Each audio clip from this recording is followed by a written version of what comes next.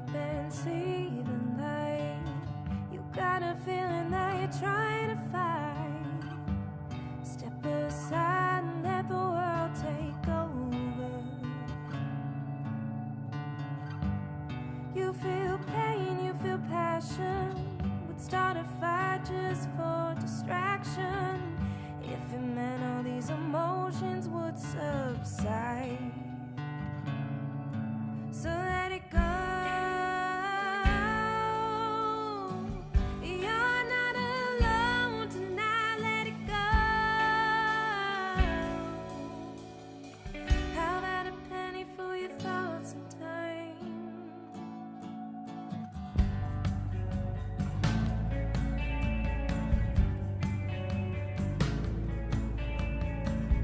Come on, just open your eyes. You might be feeling like you're falling behind. Step aside and leave your problems behind.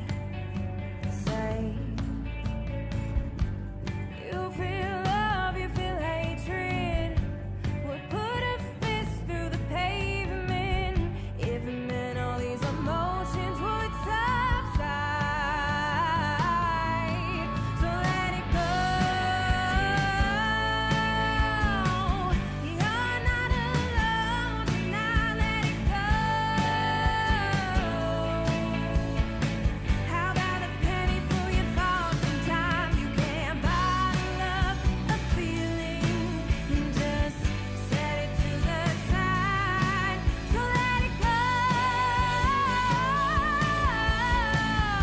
and ease your mind.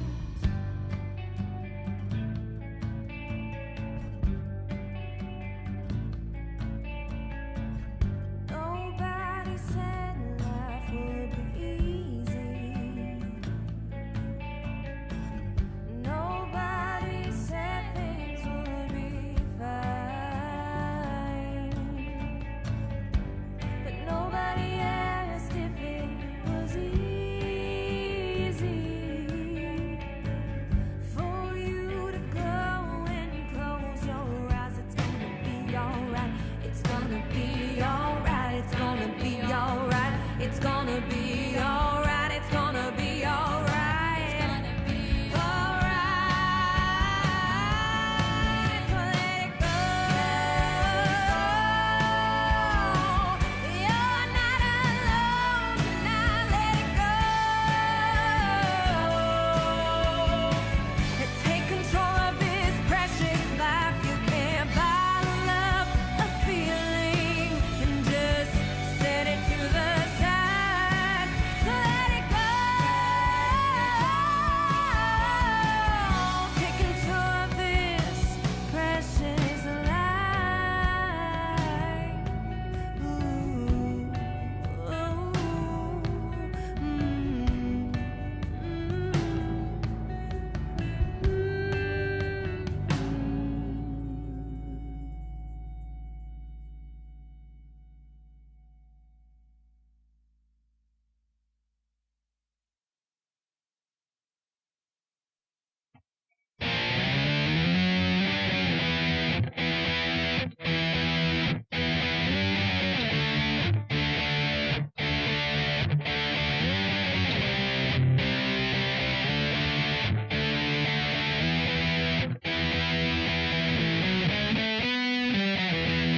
Good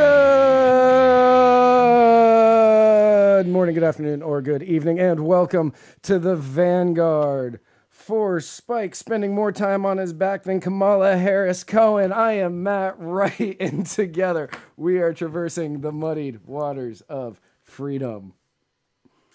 Hey everybody, is my volume okay? A little bit louder would be cool.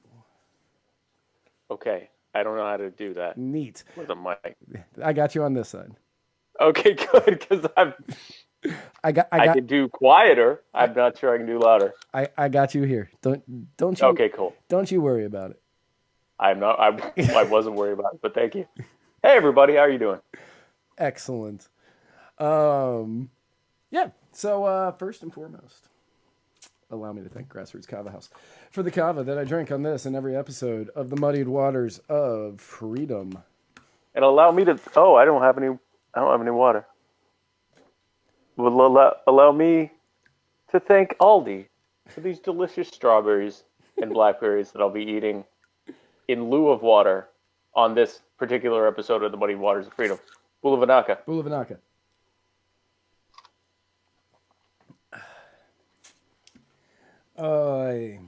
So we took a week off. We did. We took a week off. It was I had completed another cycle around the sun, and your marriage had completed another cycle around the sun. Another cycle of marriage. Yeah. So two things happened. One, we had our respective anniversaries. Your birthday and my wedding anniversary. And then the other thing that happened was moments after I finished my episode on the 21st. 21st? Was that the Wednesday? Anyway, my last episode 2 Wednesdays ago with Joshua Bear Smith and James Michael Smith, I got up to go and cook some food, and I bent down to pick up something and experienced the most excruciating pain I've ever had in my life. I thought I had broken something, and I was lying on the floor for 2 days and could barely even move my legs and was in very, very excruciating pain, couldn't roll on my side, couldn't really do anything. I'm still not at 100%, but I can't really sit in a chair right now, which is why, if you were wondering why I was lying in repose here, it's not because of the fact that this is actually a really good look for me, which it is. I've discovered that right now. But I may change the format of my show as a result. But the reason is because I can't sit up for more than 10 minutes, 15 minutes, and I can stand for about roughly the same thing. So I'm just not ready to do my show yet. So I won't be having a show tomorrow, but I will be here because Matt can do everything, and I can just lay on the couch. That's right. And so tomorrow I'm going in for surgery. I got surgery at 7 a.m. Yeah. Yeah. So they're putting me under. So, being recovering addict and all that, it's been a while since I've been any kind of inebriated other than drinking kava. And right. So tomorrow I'm being put under, and I have a show Thursday with Sarah Anderegg, a good friend of mine, another podcaster, blogger, just all around fantastic human being. And I am going to be loopy. I know that I'm going to have some residual, and it's going to be, I would imagine so. Yeah, it's going to be just, it's going to be a good time. TV. Oh yeah, it's going to be a great time. It's going to be a great time for everybody involved, except for probably me, who it'll probably be the best show I ever do, which will only convince me that doing drugs is the right thing. Sobriety. We keep trying to figure out what isn't, breaking, why we aren't quite breaking into the next level of popularity for our shows. We're getting there faster. We're becoming slowly more popular, but we're not really breaking through. And it's because we're sober. Yeah, it's because we're sober. Clearly. Irish of Idaho. So we'll see how that goes. Irish of Idaho is wishing you chiropractor powers. Thank you. And I'm now approved to see. Well, once I have my thank you, Irish of Idaho. Once my MRI comes back confirming that I don't have an actual spinal injury, I will be going to my chiropractor. I usually go once a week. I'll be going every day, I think, pretty much. Yeah, and then Dave Hunter from the Tube of You wished us happy belated anniversaries and birthdays. Thank you. Thank you, Dave Hunter, for constantly watching our show on YouTube and making us have a reason to put it there. By the way, guys, much better quality on YouTube. Yeah, Dave Hunter has it figured out. David Hunter is ahead of, everyone else is living in 2019. Dave Hunter's living in 3019. Right. Because he's on YouTube, which is way better quality than Facebook or Periscope. We're glad to have you on either, but definitely join us over on YouTube where the quality's better, and if enough of you watch, we actually make money. Right. Not for nothing. And that's only until they watch one of our shows and go, "Oh no, we're pulling this. We get deported. We're not monetizing this for them." Yeah, no, definitely not. When I saw that, who was it?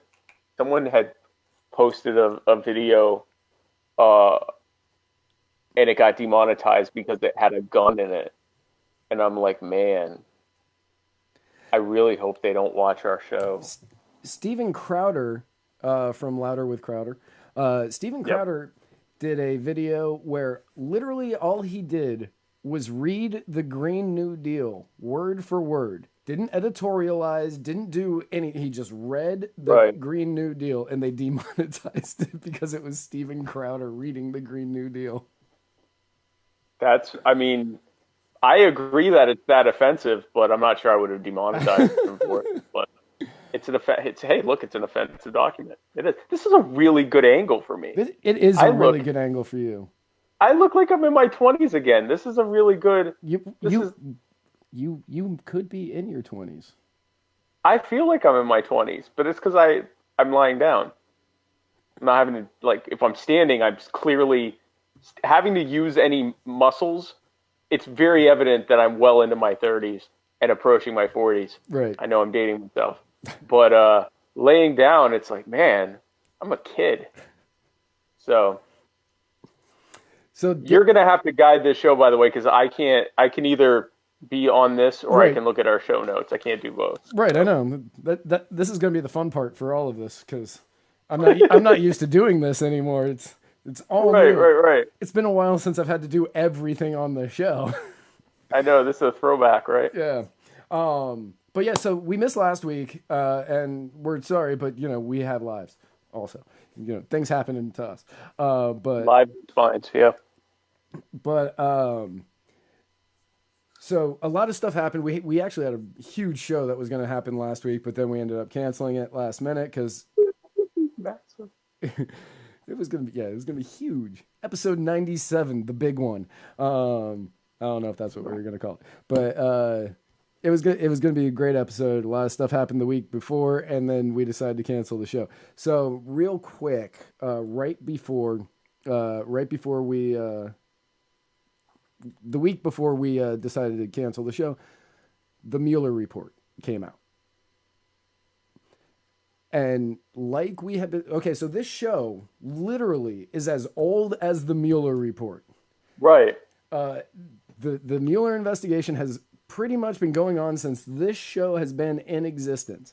At one point, with the original co-host, we joked that we were going to rename the show #Russia and Fake News, because that was all we talked about. And it was all about the Mueller Report, and it was all about fake news and what was being reported was real and whatever. Right. So after 2 years plus, the Mueller Report comes out. And Irish the Spud Boy switched over from Twitter. Thank you for joining us, Dave and Irish the Spud Boy. Thank you, Irish the Spud Boy. And as always, David Hunter. And as always, David Hunter. Thank you. He says he doesn't get the truthiness over here. So the Mueller Report finally comes out, and like we have been saying from day one, there is no Russia collusion. Yeah. And that is what the Mueller Report has said. So again, we've been right. Oh, listen, guys. So we've talked about this a lot. We have never not been right. We have nailed every prediction we've made. And for that reason, our predictions are somewhat sparing. But no, that's not so. I mean, I think we thought that the Republicans would retain control of the House. That's the one thing we've gotten wrong. Yep. That is the And one we thought thing. Yeah. So, I mean, we are the vast majority of the time, we are correct. And way before everyone else. We were calling elections and going to bed while everyone else was talking about recounts for weeks. And we're like, we know who won. Yeah, we already know who it's won. already over. It's done. We called it. Yeah. I couldn't say their first names correctly, but I got the last, Rick DeSantis and Steve Kemp winning their respective gubernatorial races in Florida and Georgia. But I knew they won. I knew they won. Yeah. I should know what their name was. Yeah. So I mean, we've been nailing it. We nailed it with this. We said, if there was collusion with Russia, we would have already known because it would have gotten leaked. With all of the leaking that was happening with that report, there wasn't a shot in hell that they were finding out that they had reason to believe that there was collusion and that wasn't going to go get leaked to anyone. Right. The obstruction thing. So the report, or rather the summary of Mueller's report by Attorney General David Barr. Nope. It says that there was no evidence of collusion or no reason to believe there was collusion. It didn't. I forget the exact wording, but it basically said that You still have trouble with the first names. What would I say? You said David.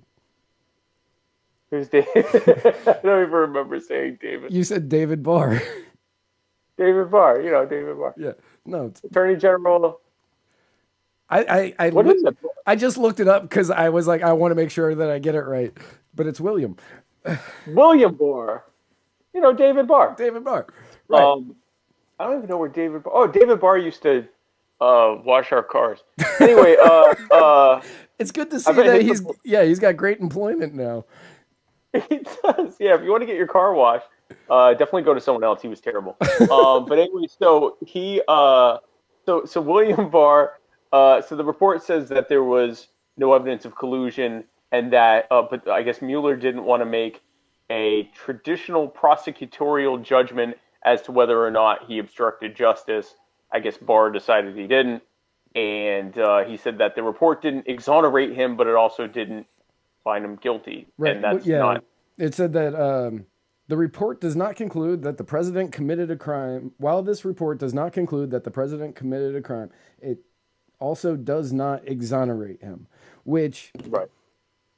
That sentence, that one sentence, right. has absolutely started this wildfire of every single pundit of mainstream media on the right. left. Like, not Fox News, obviously, but like pretty much anybody else. Oh, no, Fox has declared victory. Oh, it's yeah. over.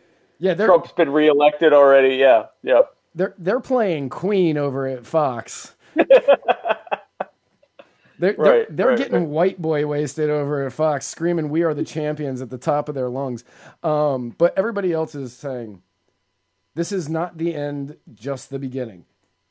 Right. Everybody is saying it. This is not the right. end, just the beginning. This is not the end, just the beginning. This is the beginning. This is not the This everybody is is not the saying end. It's the beginning. Right.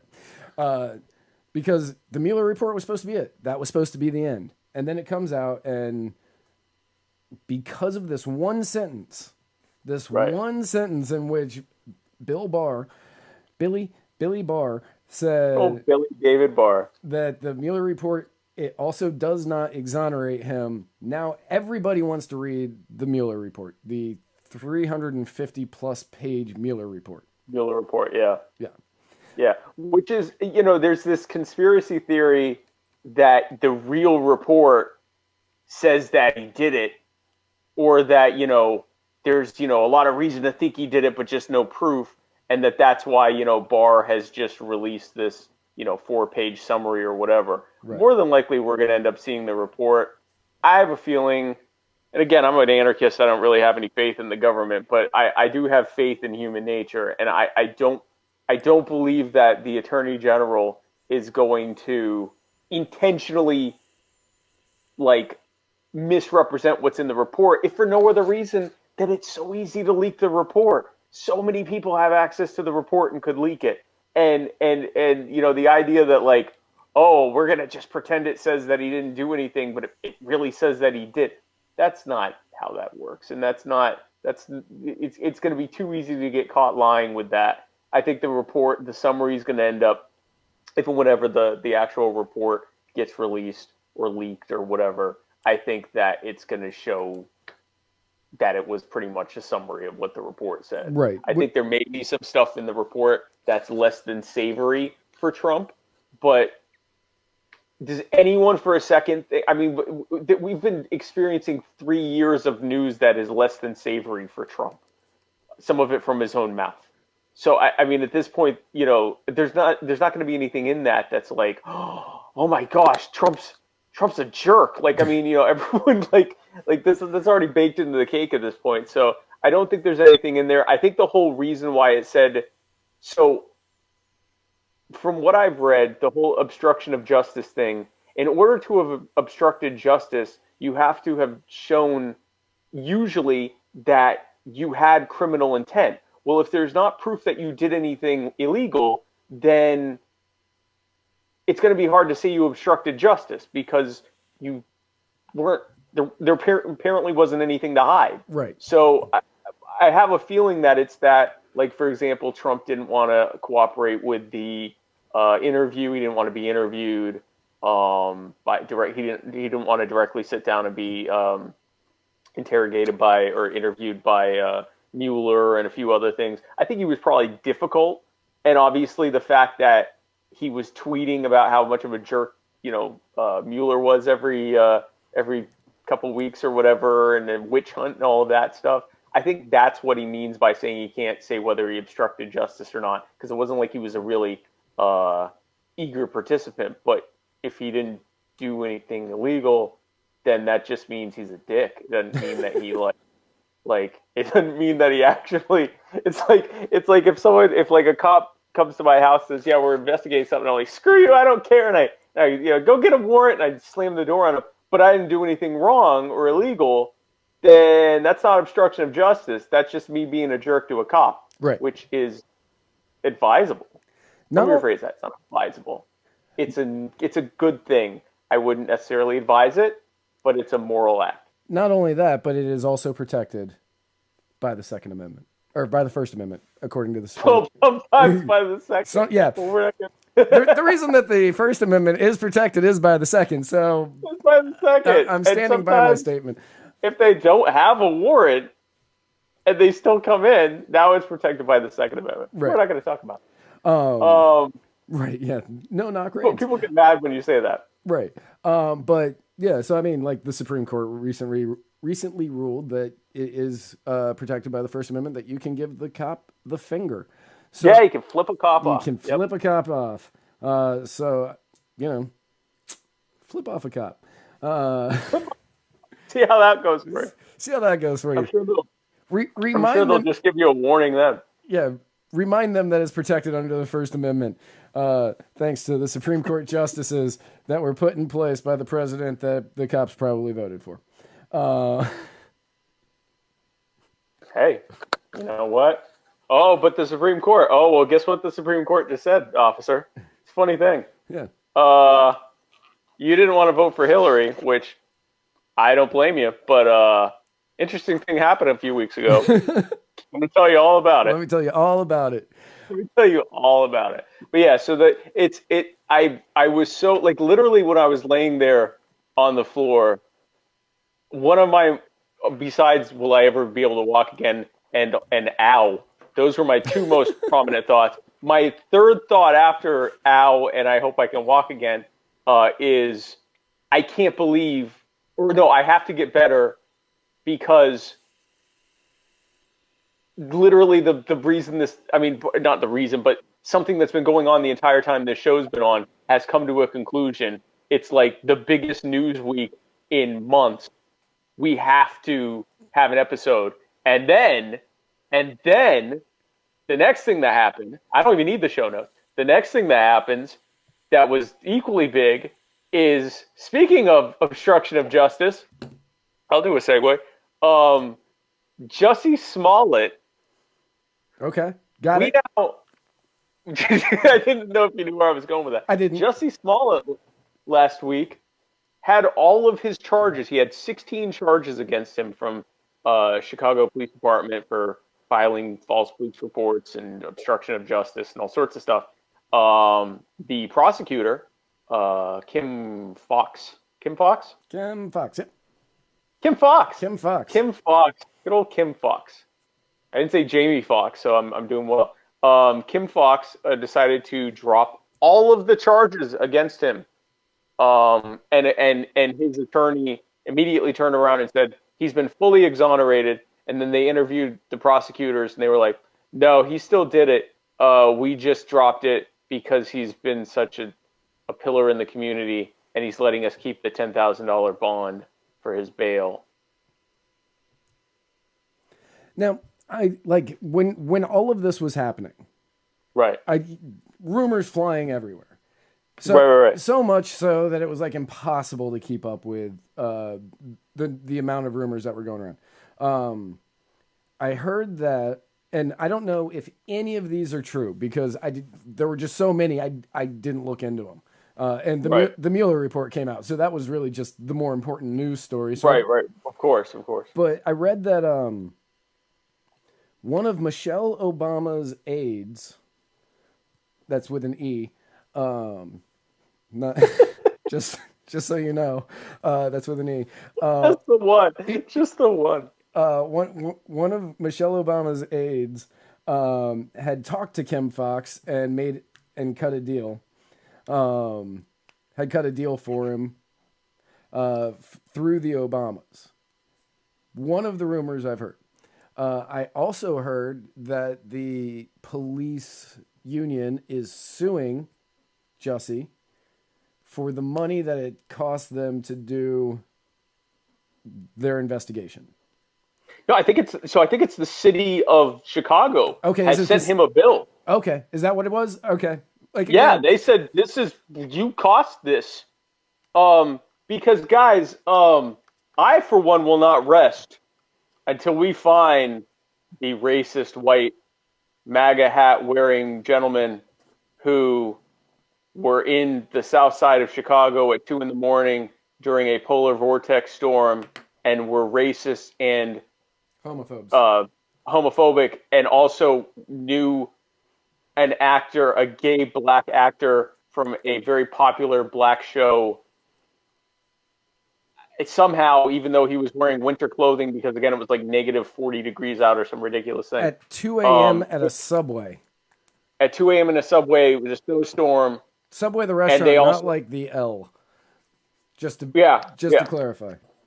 Yeah, and that they also had a noose and bleach that they were waiting to commit hate crimes against gay black people, and then they beat him up, but only a little bit, and they put a noose around his neck, but they just put it there. They didn't kill him or hang him, and they put bleach on him, but they just splashed him a bit, and then they ran off. Probably a lot like his date the night before. Ooh. Speaking of AIDS, now we're definitely going to get demonetized. AIDS, but so I won't rest until we find these two, because it's an absolute travesty that they still roam free to sort of hurt gay black guys.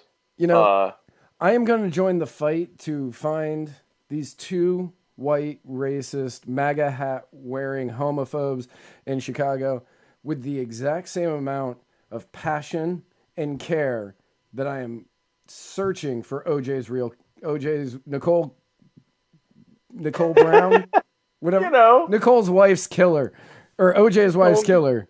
OJ's wife's killer, Nicole. Nicole's wife, OJ's Nicole Brown Simpson. There it is.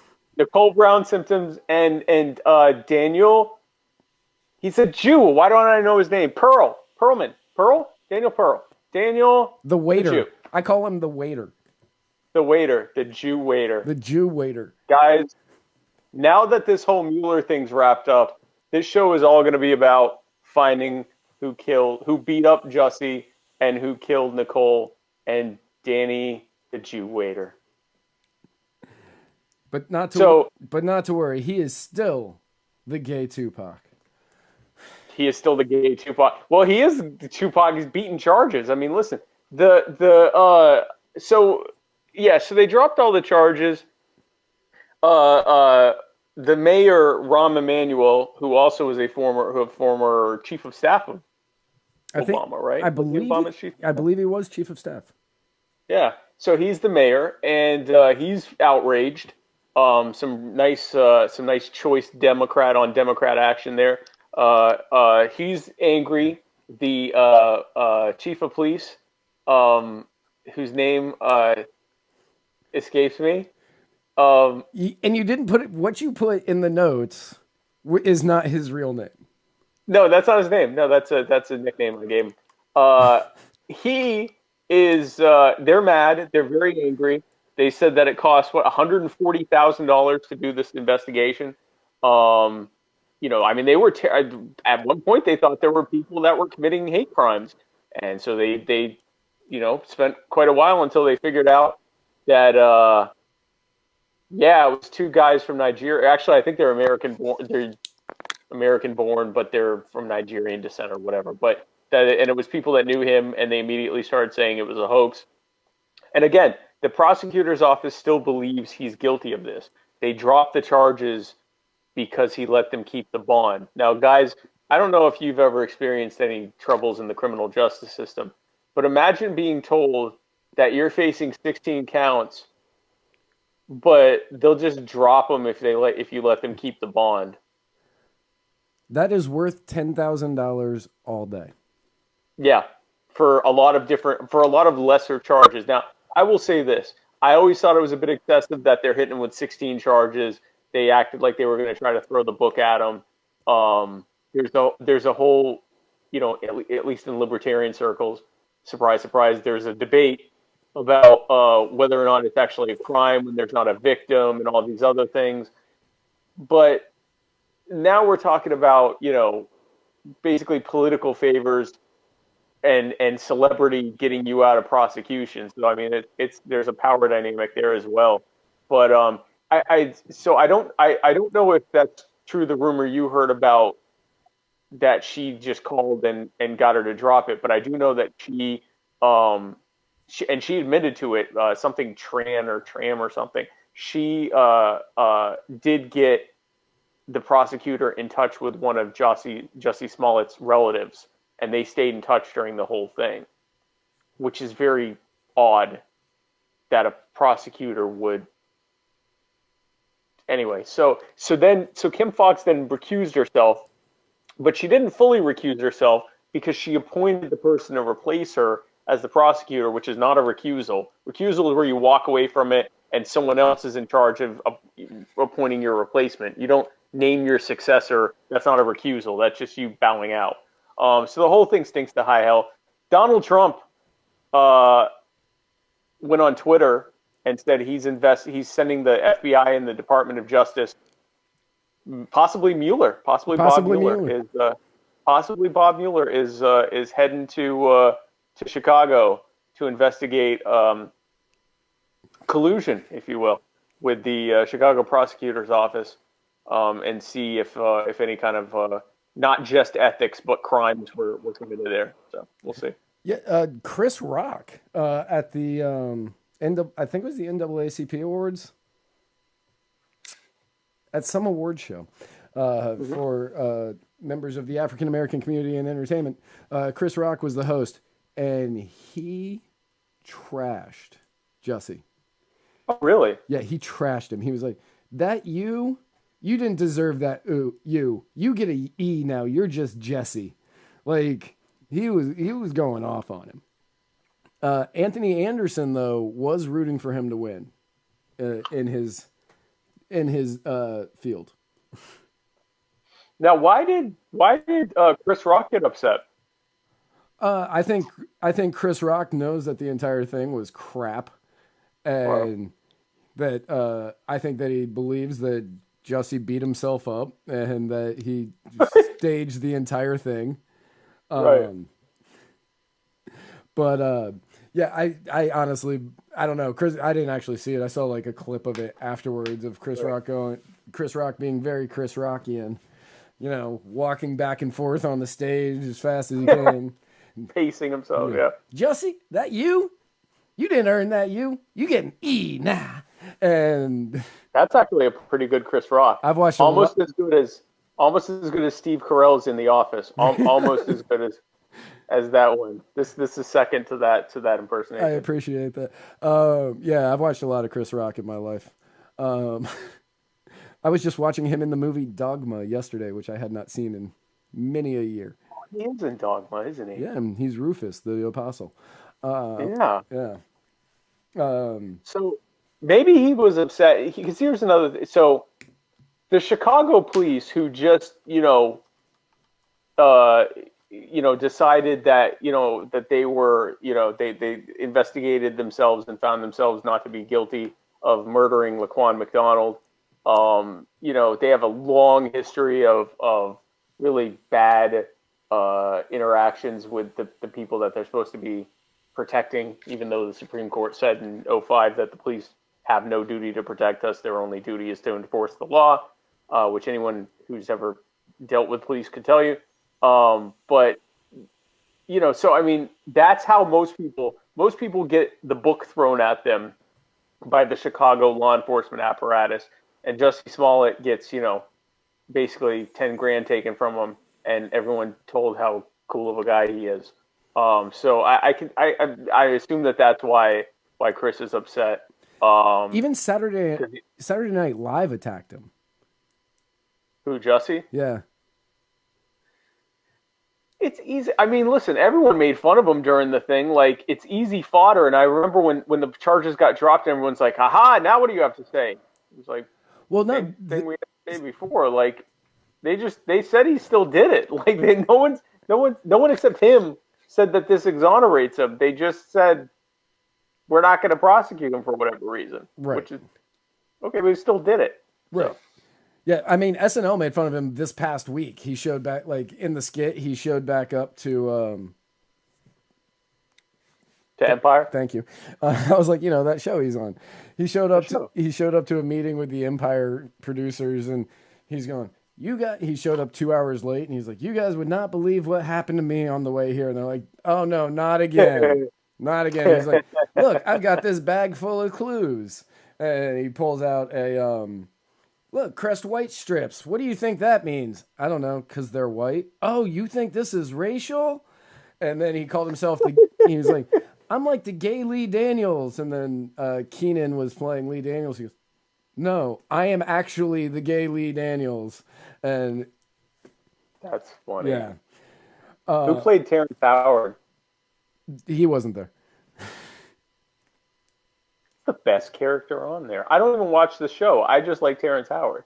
Yeah, I mean, unless you're Robert Downey Jr., you probably like Terrence Howard. Robert Downey Jr. Iron Man? I don't know that. Oh, yeah. Yeah. Yeah, he and Terrence Howard didn't get along, which is why Terrence Howard is no longer in the Marvel. Okay. Yeah. Fun fact, there are 2 movies in which Ludacris beats up Terrence Howard. One of them is Hustle and Flow, and the other one, name escapes me at the moment. But it's something, Traffic, or Traffic Jam. Traffic. Something about traffic. It's Traffic. Traffic? Yes. Wait. 2 movies. No, it can't be Traffic. I don't think Terrence Howard is in Traffic. Crash. Google, after this show, everyone, don't do it now. Don't do that. Later, Google Terrence Howard Ludacris movie. 2 of them will come up. One is Hustle and Flow, and the other is Crash. Crash. I think it's Crash. Yeah, it's Crash. Best Picture winner. Yep. Was it? Yes. See, it's and Hustle and Flow got rave reviews too. Turns out, if you make a movie with Ludacris beating up Terrence Howard, instant classic.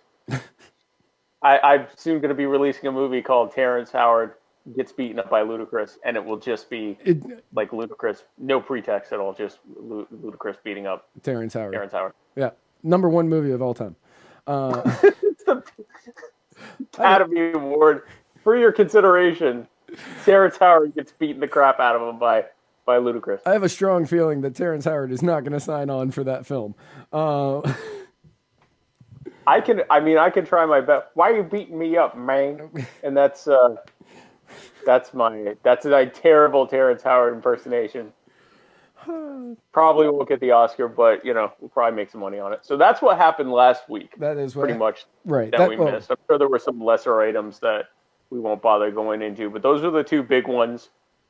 Donald Trump, not guilty of collusion. Jussie Smollett, not going to be found guilty of 16 counts of faking being beaten up by a racist. Right. Not being, I guess, just having the charges dropped. Right. Right. He beat the case. He beat the case, or he had the case. He didn't even beat the case because they didn't have a trial, so he didn't beat the case. Right. So he's not the gay Tupac. He's like the gay.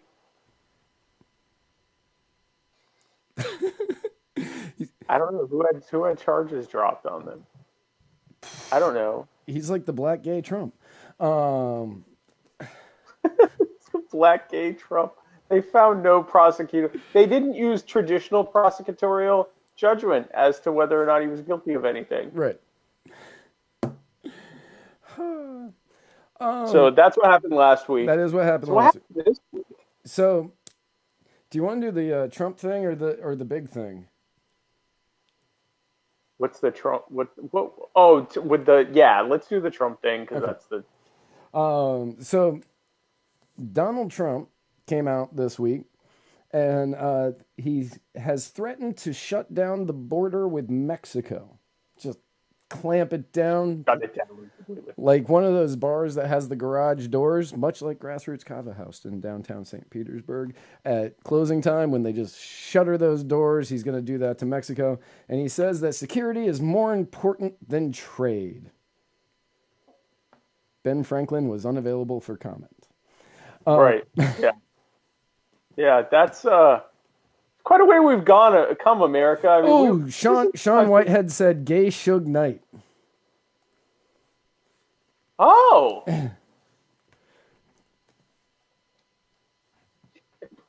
Yeah. I guess so. Yeah, he got away with a lot of murder before he went to jail. So I'm good with that. Yeah, that's as good as any other one I could come up with. I could see Jussie Smollett holding Vanilla Ice by his feet from a balcony and demanding that he be in a music video. I could see that. I don't think Jussie Smollett could hold Vanilla Ice. He just hold him. And when they go, "Why are you doing that?" And he goes, "Did you see that? He was trying to bleach me with his MAGA hat on. Bastard." So Trump, wall, or not wall, shutting down the border. Sorry. Trump's going to shut down the border. So this is a country that was founded on shooting lots of cops and then sending the rest of them back home to Britain where they belong over a 5% tax on tea and a few other things that were basically just like, don't tell us what to do, we'll kill you. Right. That's what the country was founded on.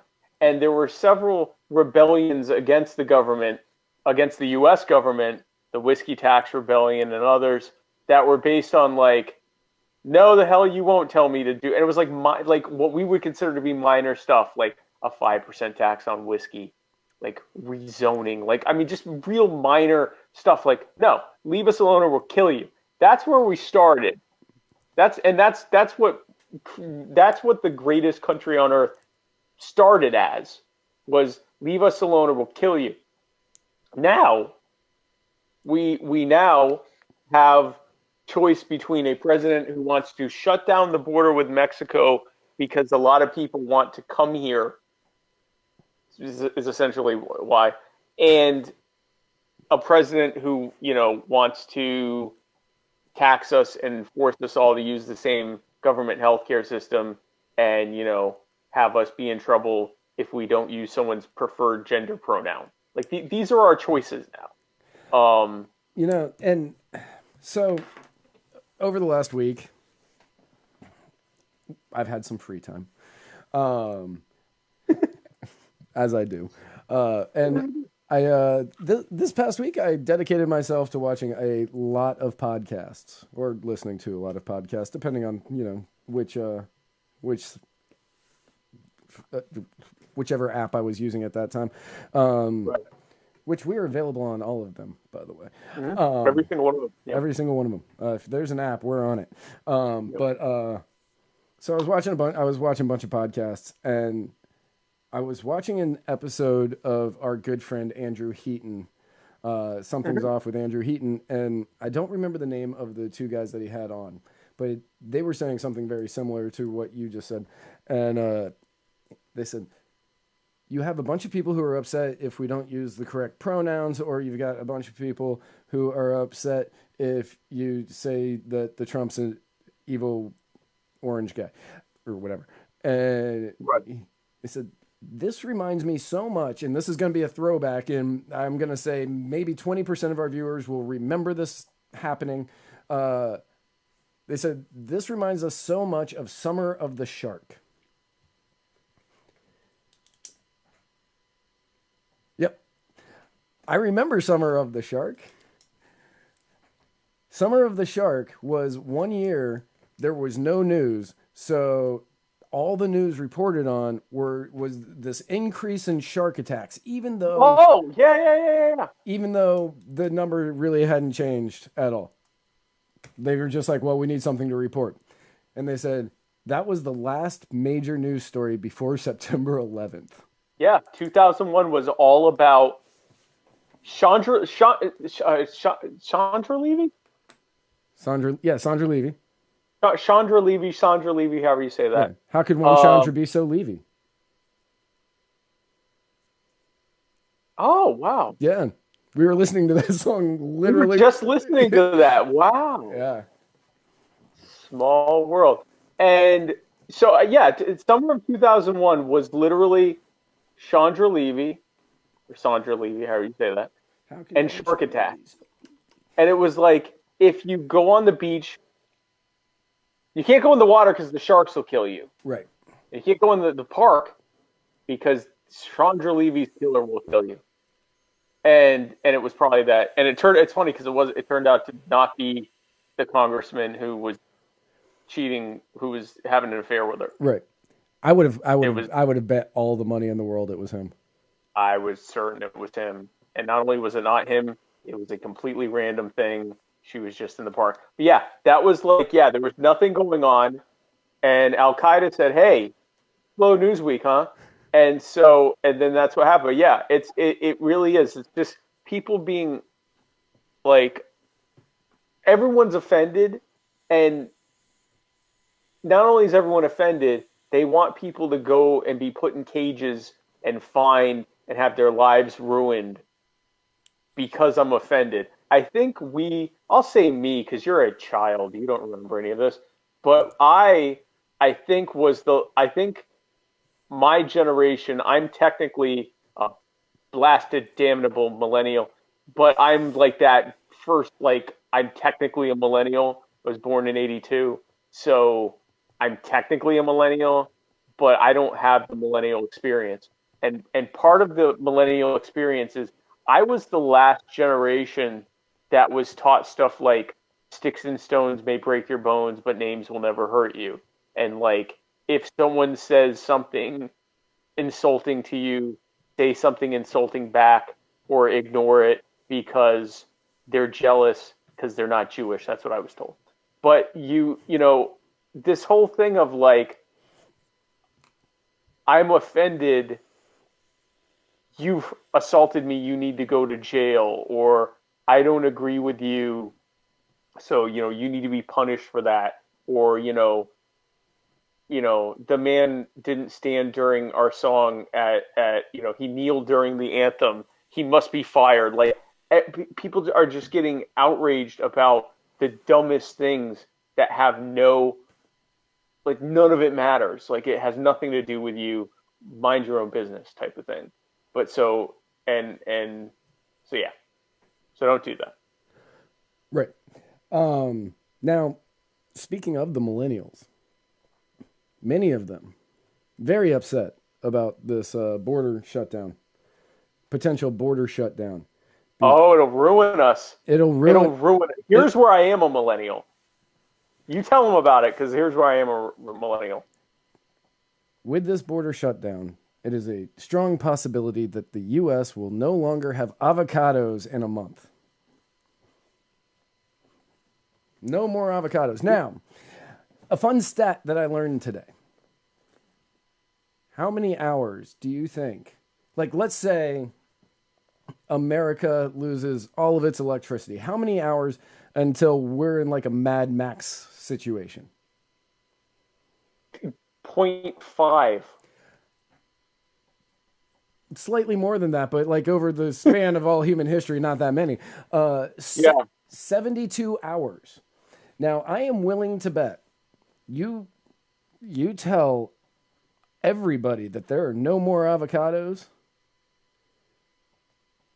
64 tops. Yeah, that's what I was going to say. Well within 72 hours for avocados. Electricity, 10 seconds. And especially if they know what it's one thing, okay, the power's out. Oh, power's out. We'll get it back in a few hours. Power's out and never coming back, or not coming back for a very long time, minutes. At minutes. The very second people realize it's not a transformer thing, that like their cell phone's not working, and their landline's not working, and the TV's not working, and they get in the car and drive around, and everything's off, and they keep going, and stuff keeps being off. Mad Max. Mad Max within 24 hours. Everyone's dead. Yep. Mad Max. 72, like the actual study is 72 hours. It's based on like different hazard areas like New Orleans after Katrina, stuff like that. And where the actual tipping point was, where people were like, all right, we're on our own. We're fending for ourselves. We're not waiting for the government. And that's when everything goes kind of crazy. But avocados, less. Same thing. Same amount. Less time. Listen, there are two things. Okay? Listen, I'm just a simple Jew with MS. I'm not a violent man. Okay? I'm on a couch right now because I blew my back out bending over to pick up aluminum foil. Okay? I'm not a warrior. I don't pretend to be one. I talk about shooting cops a lot. I'm not the guy. I'm on a couch. I have a pillow behind me because the couch itself isn't comfortable enough. I needed a pillow. Okay? This is who I am. Let me tell you something. There are two things. Two objects, not people, because there are some people that matter a lot to me too. Two things. Salmon and avocado. And strawberries. I like strawberries, but I can, if someone said there's no more strawberries, I'll be like, are there blueberries? Salmon, avocado. Take these things from me. Tell me I can't have these. Thank God salmon comes from Alaska. Okay? Because take these two things from me, and it may not be effective violence. I may just be shooting my gun from the couch, but I'll be shooting my gun from the couch. And right. God have mercy on anyone who's anywhere near my couch. Eric Damewood wants to know if you like avocados because they are green. I am certain I understand why he said that. Because they're, oh yeah. Yeah. And they're even sweeter when you find them on the ground and pick them up. Yep. You should have come by last week. I had an avocado go bad in my fridge. You had an avocado go bad? Yeah, I forgot it was there. Oh, how do you forget an avocado? Because it went behind. I'm not going to discuss my fridge organizational lack of skill. I get dozens. I don't even have to put them in the fridge. I get dozens. My wife does the shopping. She goes to Aldi and gets another shout out to Aldi, and gets dozens of avocados, and I eat them as fast. I start eating them overripe. Okay, you want it to? This is now an avocado episode. But you take an avocado, you slice it up overripe, you put it in the oven. A little bit of olive oil, it tastes like a potato wedge. So, yeah, much better for you, too. Full of omega-3s, or 9s, or whatever. It's got a good omega in it. Good omegas, you get those. Salmon. there's no bad way to prepare salmon. If there is, I haven't discovered it. Right. No, that's I'm accurate. gonna have salmon. I'm gonna have salmon after this show. I had it before this show. So I think my point here is, if there's nothing else you get from this episode, which is a very strong possibility, if there's nothing else you get from this episode, understand that if we lose access to avocados or salmon, there's going to be a lot of violence happening in my general area. So if you live in the Grand Strand area, just, keep your head on a swivel if that happens, because I'm going to be indiscriminate with my violence. So. Speaking of somebody being indiscriminate. Oh, God, yes. Yes. That's how you segue. That is a segue. Presidential hopeful. Former Vice President, Mr. Joe Biden has been accused by multiple women, two women as of now, of making them feel uncomfortable. One of these women being Lucy Flores, a Nevada politician. Yes. I assume there will be 2 gift baskets of salmon and avocados. I hope so. Yeah, that'd be great. I hope so. That would be great.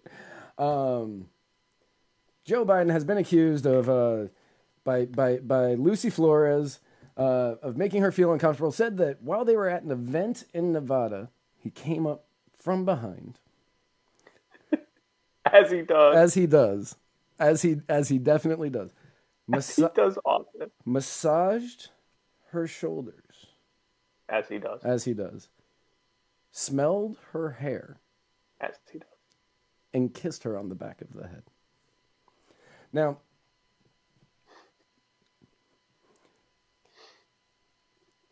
the only thing that I'm like, well, it could be worse, is the fact that Lucy Flores is probably in her 30s, as opposed to most of the women it appears that Joe Biden does this to. Sorry, girls would be a much more appropriate term. Listen, so, and you segued it well. He doesn't discriminate. He has been accused of doing something that we have multiple videos of him doing in the weirdest of situations. Yep. Like, what was it? Ash Carter, the guy that was the Obama's nominee for the defense secretary. He's giving like a speech, and and his wife is next to him. And here comes Joe Biden to smell her hair and, whisper into her ear, "What shampoo is this?" Like, whatever he's saying. And he's got his arms around her. And then there's other video of him doing it with, like, little kids and stuff. There was one, like, it was a judge that was getting sworn in.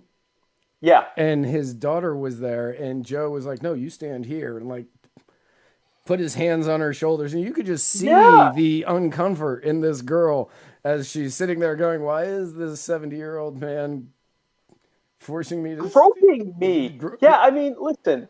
I mean, we don't have any, of him like cupping someone's, nipple or something like that. Yeah, but there's no Al Franken moment, but no, there's none of that. But like,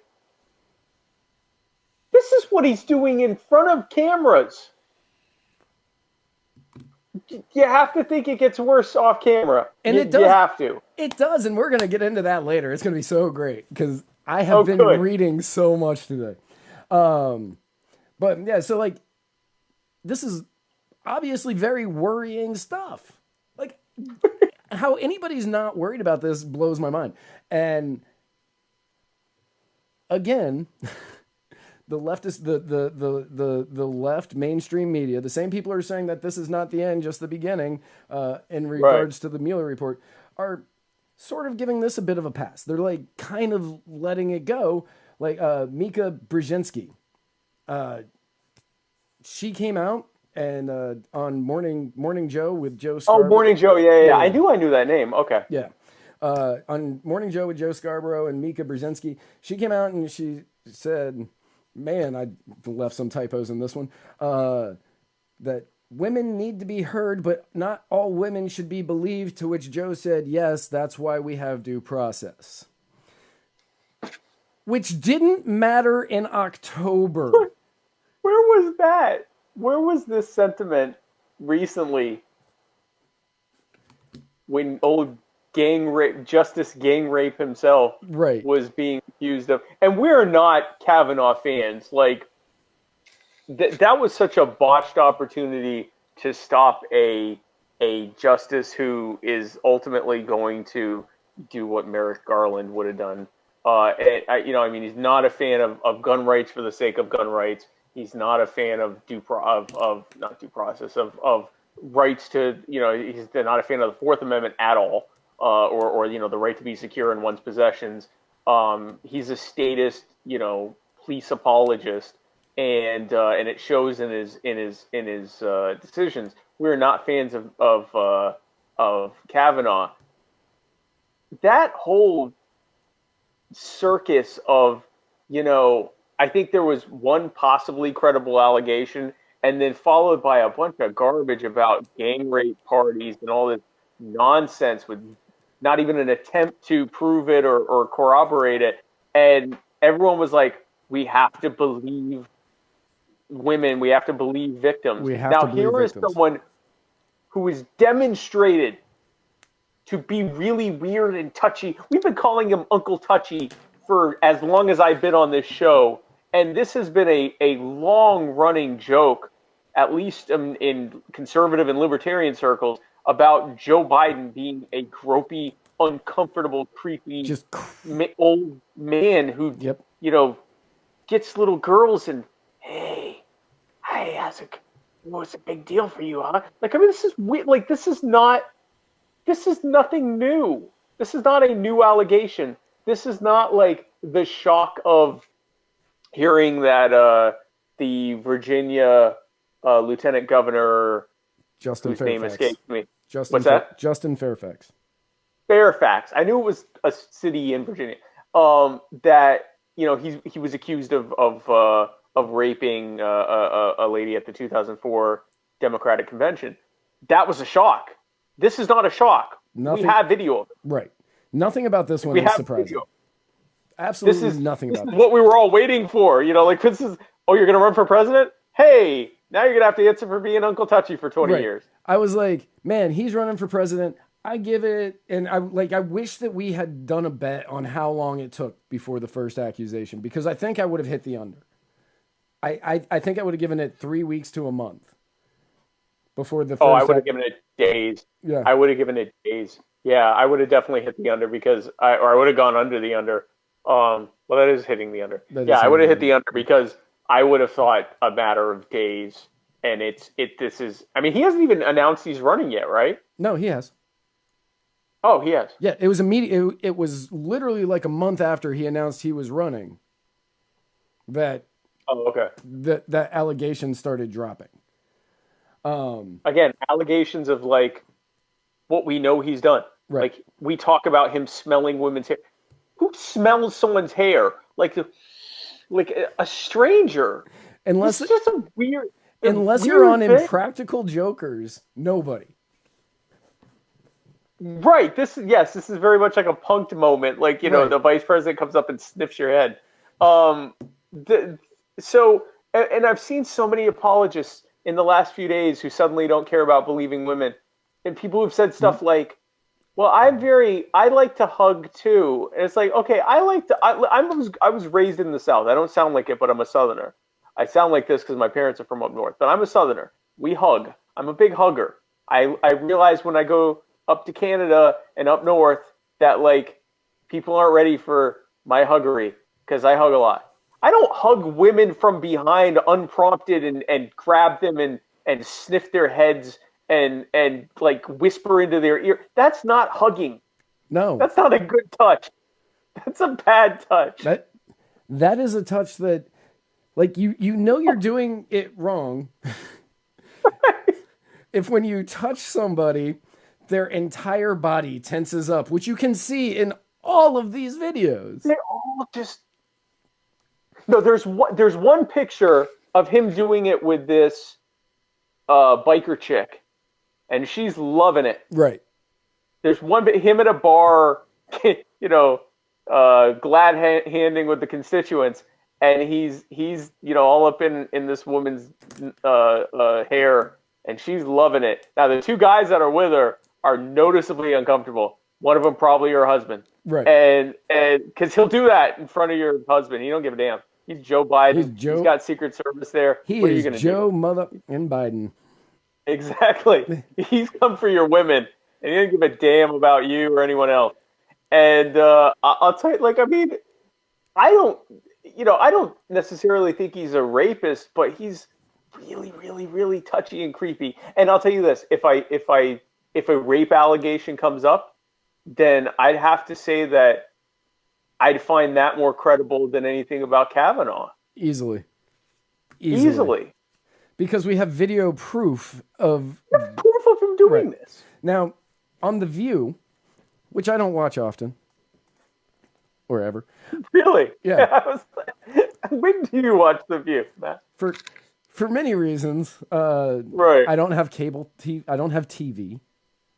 Right. I'm one of those hipsters. I listen to vinyl. So I don't have TV.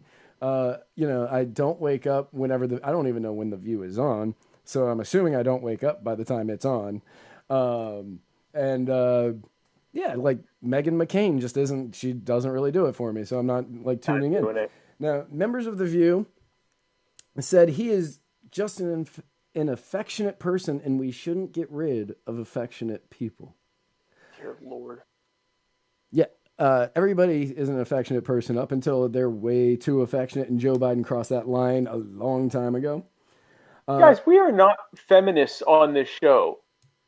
You don't grab a woman and sniff her, and especially not like a kid, like teenagers and stuff like that. Like, we're gonna think a lot of things that are okay that many other people won't think are okay. This is not okay. This is not things you not do. Okay.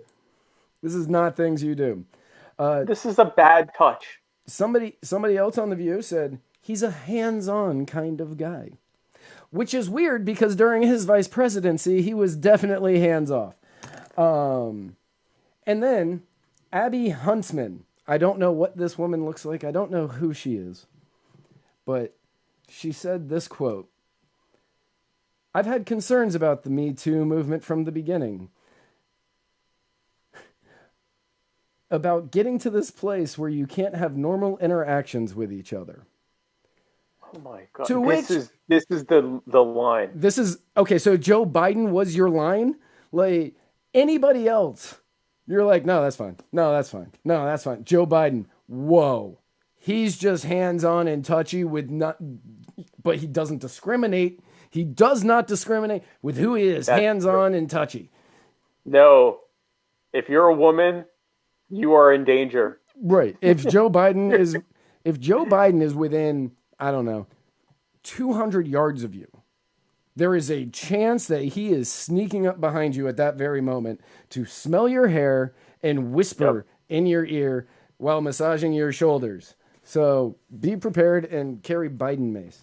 Now, anyone within sniffing distance of Joe Biden is at risk of hearing some sweet nothings in their ear. Now, one of the things that I learned today, well, researching me, some creepy Uncle Joe Biden stuff, is that the Secret Service has what they call the Biden rule. And the Biden rule is that when at his home in Delaware or at the vice president's residence, he enjoys swimming in the pool naked. And that made some of the female Secret Service agents a little uncomfortable because he would then continue to walk around afterwards and talk to them. So they have a code name. And when they said the cobra is loose, that meant Joe Biden was going skinny dipping. So this is an actual Secret Service rule. It's the Biden rule. And So that was okay. The Cobra is loose. That meant female Secret Service agents don't go near that area of the house. Unless you want to see Joe Biden. Unless you want to see Joe Biden, which, in all honesty, I don't picture Joe Biden naked a lot. Like, it's been more today than probably ever before in my life. In your life, ever right. before.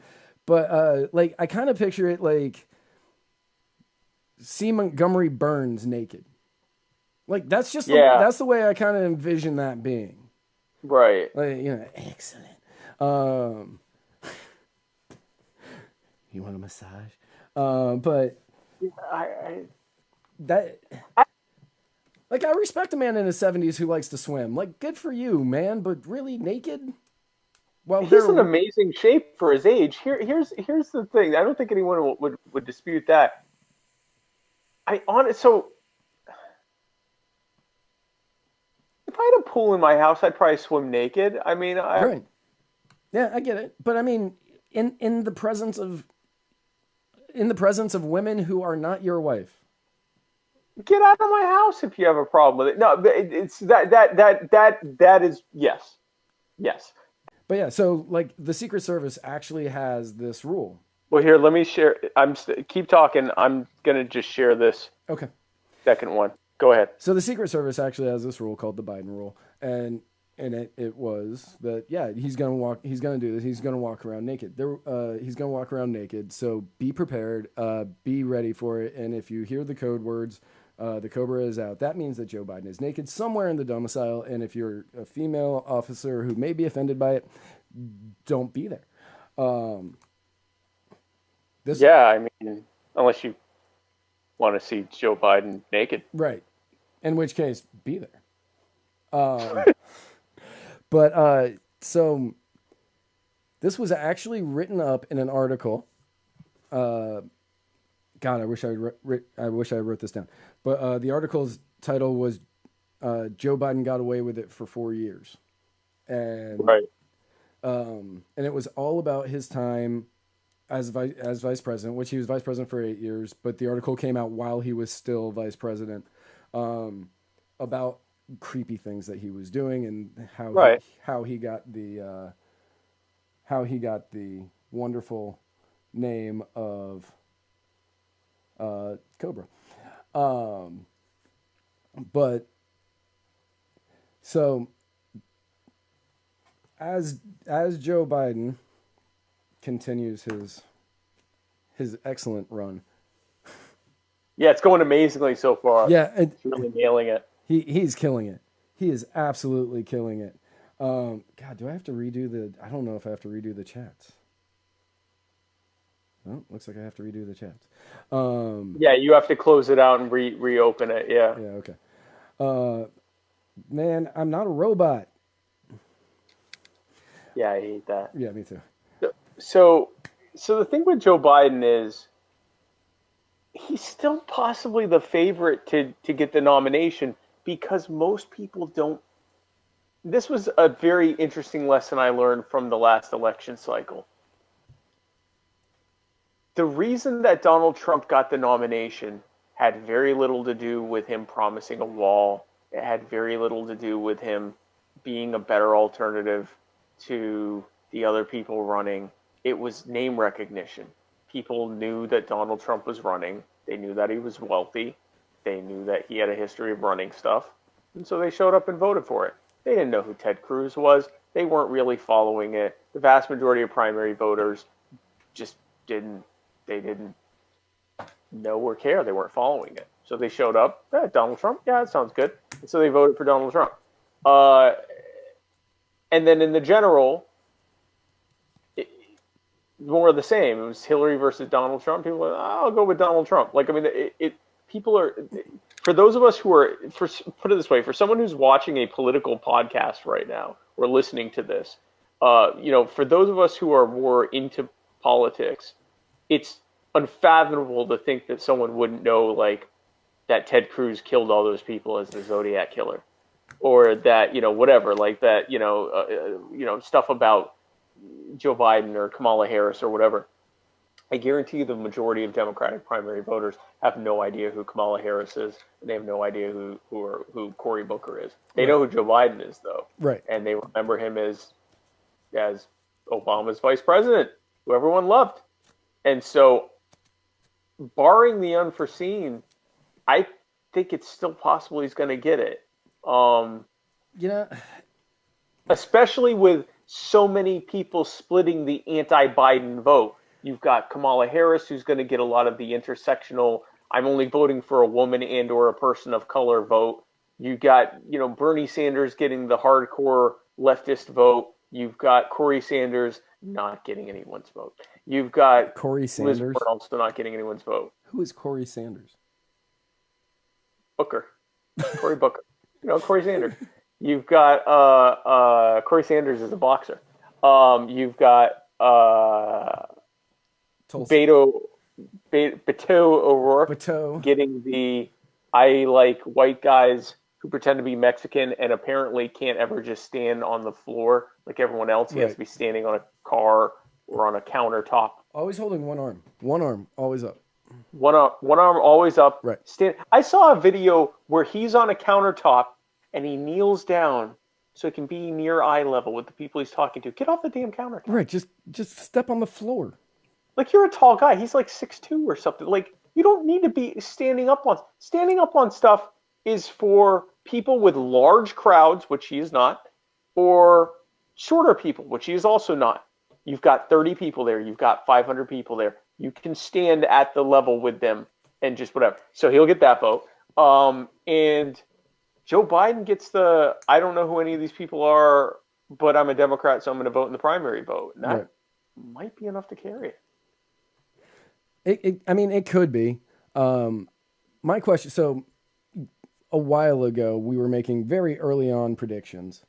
Yeah. And one of the predictions I made was that I believe that it was going to be a Biden-Tulsi Gabbard ticket. This may have been before you were a member. You still think that? You still thinking that? Could you imagine how creepy that would look? Like now? Oh, that'd be a great campaign poster. Right. Is Tulsi Gabbard smiling and giving her college vest while Biden is also giving his college vest of, creeping on top of her and sniffing her head. There's a Photoshop meme to be made shortly after this episode ends. Yeah.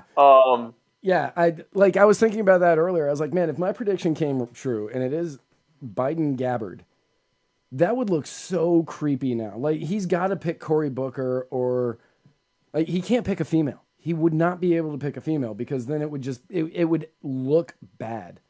He would have to pick potentially Buttigieg because Buttigieg is gay. So he meets the minority standard. So potentially Buttigieg, Cory Booker, who's also gay. He's not going to tell anyone he's gay. Right. Yeah. Other than that, I can't really think of it. I can't really think of anybody else that is of that level because I feel as though he's going to try to pull from the field. Well, he floated that he was going to have either he or someone in his campaign floated that they were going to pick Stacey Abrams as his VP, which Stacey Abrams, for those who don't know, is the person who just ran for governor of Georgia. It was a very close race that Matt and I called weeks before it was official. Right. That Brian Kemp won that. He said that it was going to be Stacey Abrams. She came out basically saying, "Why are you dragging my name into this? How do you know?" Because she still possibly might be running too. That ought to be fun. For president, why are you calling my name out to basically unwhite man, yourself? So it's a very weird dynamic, but I still think he's going to get it. I think it's possible that someone else gets it, but the dynamic isn't. For the same reason I think Donald Trump's going to end up winning re-election, I think Biden's going to get the nomination. I think I don't want to vote for Joe Biden in the same way that Hillary got it because early on that was the anti-Hillary vote was split up until it was too late.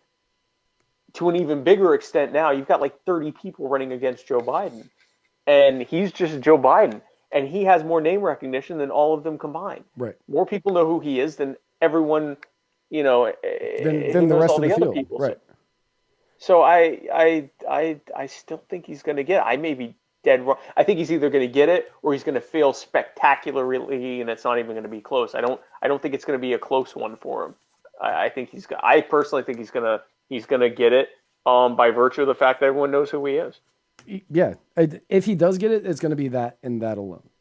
Right. You put your hand over the thing, and I didn't know what it was. I was like, did he drop the phone onto his face?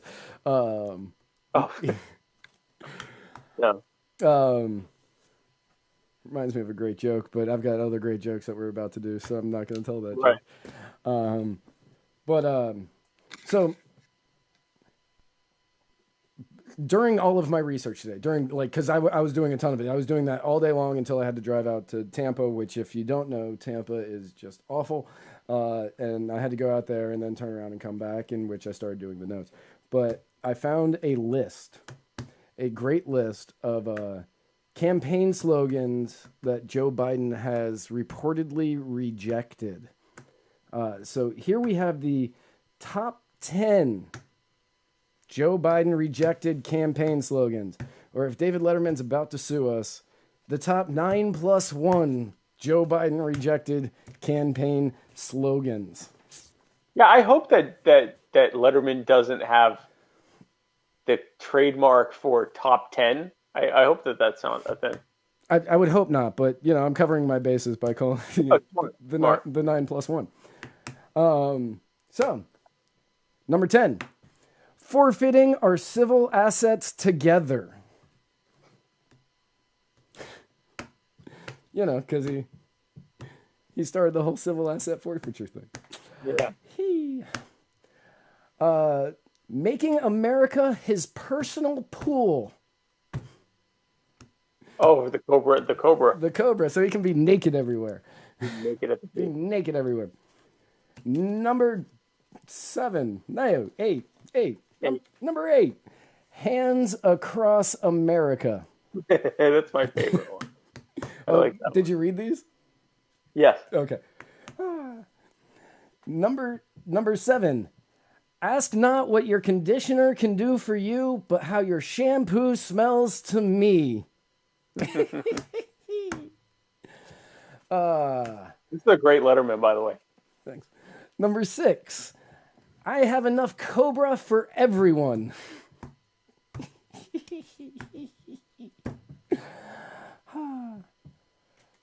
Number 5. I really should have numbered these instead of bullet pointing them. Number 5.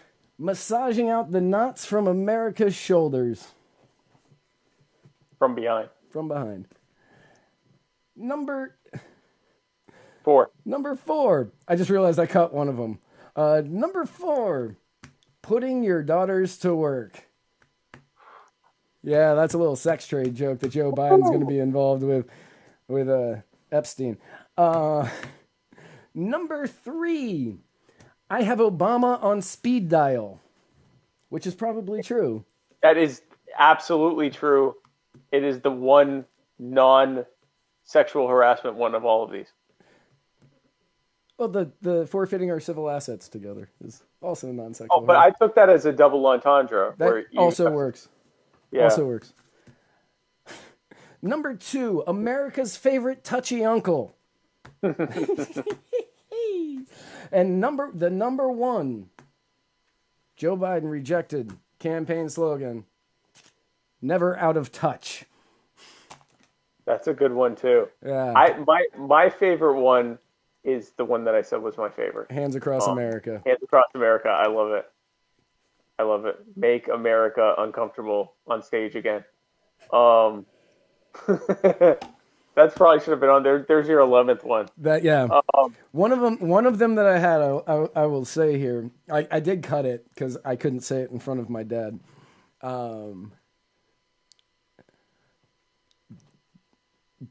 Joe's gonna go to Uranus not because you're easy, but because he is hard.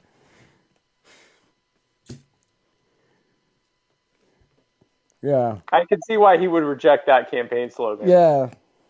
Yeah. No, he definitely rejected that one. I feel as though it's a good call for him to reject every single It one of was these. definitely a good call. I Definitely. think, he knows how optics work. He does. And none of those were good for optics. So No. so No. yeah, it is fun to watch. I think Alyssa Milano also defended him today. I didn't read that, but I'm sure it was amazing. But it's funny watching the Believe Women Me Too crowd have to really like say a lot of stuff they didn't want to say because it's Joe Biden. Now, again, for those who are anti Joe Biden because he's more of a centrist, because of this is the guy, who they give him a hard time because he was part of the panel that oversaw when Clarence Thomas was up for his nomination to the Supreme Court, and the whole Anita, was it Anita Hill or Anita Baker? Anita Hill. Anita Baker is the singer. Right. Anita Hill thing, and everyone's mad at him, but I'm not sure why. He voted against Clarence Thomas, so I don't know if it was maybe he wasn't nice to Anita Hill or what that was, but that whole thing. So there's a lot of people who don't like Joe Biden. This will just give them more ammo to ultimately make people not vote for Joe Biden in the general when he's up against Trump, which will be fun to watch. Right. I feel like we've successfully covered Biden. Oh yeah. We have done to Joe Biden What Joe Biden? what Joe Biden does to women. We have completely run the entire subject into the ground. That's right. A couple of things that we did miss from last week that I kind of did want to touch on real quick. Okay. Popular vote bills in multiple states where instead of going with the Electoral College, they're instead going to go with the popular vote. These states that have passed this bill are California, Washington, Colorado, Illinois, Maryland, the District of Columbia, not a state, I know, Delaware, Connecticut, Rhode Island, Massachusetts, Vermont, New Jersey, and New York. Now, to put this in perspective, the members of Washington, Colorado, Illinois, Maryland, D.C., Delaware, Connecticut, Rhode Island, Massachusetts, Vermont, and New Jersey just gave their entire voting power to California and New York.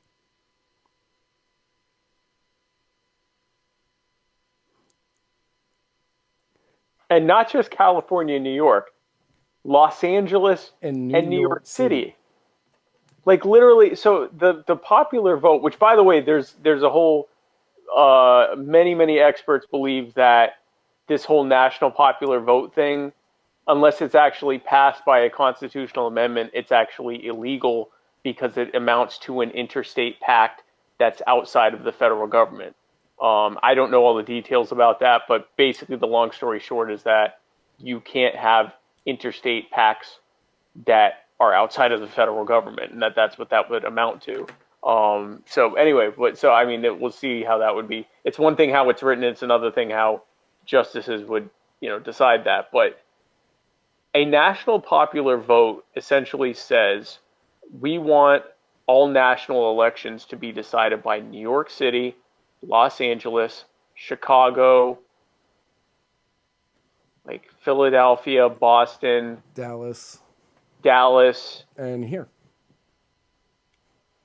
Yeah, and that's about it. Yep. And like that's really it.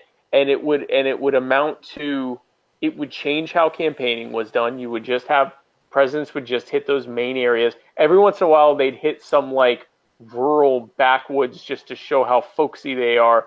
But for the most part, they wouldn't really. There'd be no concern for, or even a pretend to be concerned for, rural people. Certainly not. The suburbs are not going to factor in. No one's going to care about the suburbs. It's going to be super urban for the actual vote and super rural occasionally to, show how down to earth they are. Right. Now, as an anarchist, ultimately, they're really just pretending.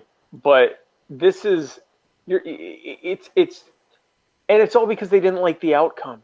So this wouldn't be a major discussion if Hillary Clinton had won the election No. and Al Gore had won the election. This is literally like, we don't like how the rules work, so we're going to change the rules.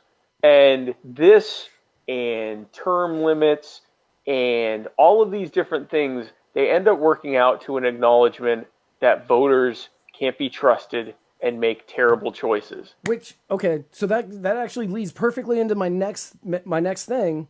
Oh, good. They're talking about lowering the voting age to 16.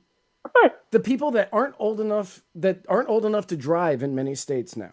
The people that Right. aren't old enough to buy a pack of smokes. The people that Yeah. aren't old enough to die for their country. The people that aren't old enough to drink. The people that can't buy certain guns, or maybe all guns. I've never bought one. I don't know. Depends on the state. Yeah, Most states, a 16-year-old cannot buy a gun. Right. These are the people that are now responsible enough to make the decision on who is leading the nation. Yep. But they aren't responsible for making the decisions in their own life. And Nancy Pelosi says she always supported the voting age being 16, which I doubt it. I don't have any evidence against that. But if you're in a state that you have to be 21 to smoke and you wanted that, where you don't give your people the ability to own firearms, which the Ninth Circuit just recently shot down, and that you literally want to take away like every single right that people have. You can't say that you wanted somebody that was 16 to be able to vote. In California, you have to be 18 to consent to sex. And there are like people that have been charged as minors for having sex also with minors. I mean, that's how serious they are about it. But you can vote it. You can't have sex. You can't use your own body at 18, at 17, but you can vote at 17 or at 16. And this is at the same time that these are the same voters who are also voting to drive up the age to buy a gun to 21. And also, I think there was a state that just passed where they raised the age to smoke to 21. There's a couple of states that are like that now. So 5 years before you can smoke a cigarette, and in many cases 2 years before you can legally have sex, you can be voting. 2 years before you can be sent off to die in a war. You can vote for who would send you, which is kind of nice. You know, you before they can send you, you get to start picking who it is. I mean, the whole thing is a farce. Like, and again, this is me going into an anti-democracy rant, but you're not going to configure things in such a way in which it's going to turn out well. Like you can't. In fact, if anything, you're just going to make it worse. If you make them younger, now they're going to make even dumber decisions because they don't even have any life experience.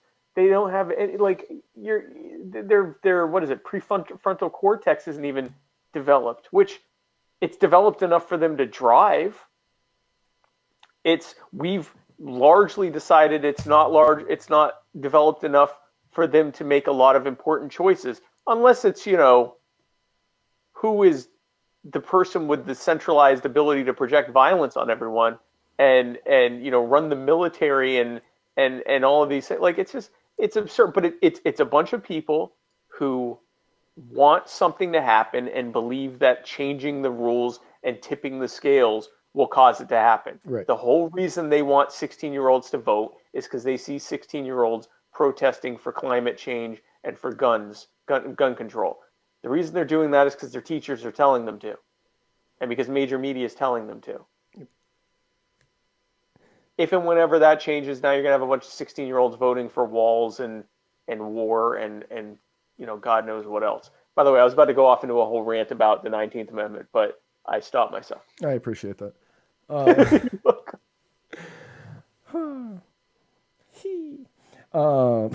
Man, I worked on... Are you keeping the Letterman he?